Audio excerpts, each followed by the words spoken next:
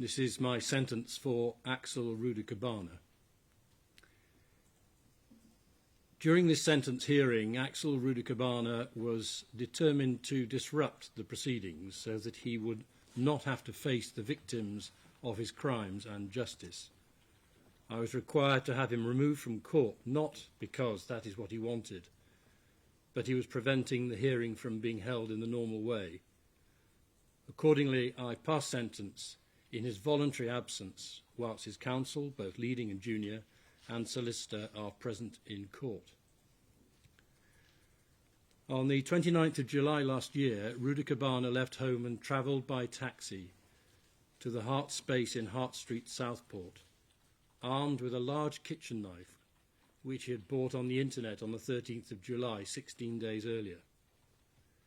He knew that there was to be a Taylor Swift-themed yoga and dance workshop where very young girls, mostly aged between 6 and 11, were to enjoy an organised party safely in an upstairs room where the organisers were to look after him. There were 26 children in the party, all of them happy and enjoying themselves. It started at about 9:30 that morning on a warm summer's day, but he had targeted those very young children for the horrific, extreme violence he was intent upon. At 11:45 that morning, he arrived and walked straight into the building, up the stairs to where he could hear the sound of happy children. In his mind was the intention to murder as many of them as he physically could. He wanted to try and carry out mass murder of innocent, happy young girls. And over about 15 minutes, he savagely killed 3 of them and attempted to kill 8 more, as well as 2 adults who tried to stop him. It was of such extreme violence, of the utmost and exceptionally high seriousness, that it is difficult to comprehend why it was done. I am sure that Rudakubana had a settled and determined intention to carry out these offences, and that had he been able to, he would have killed each and every child, all 26 of them, as well as any adults who got in his way. I'm now going to sentence Axel Rudakubana, having explained my reasons.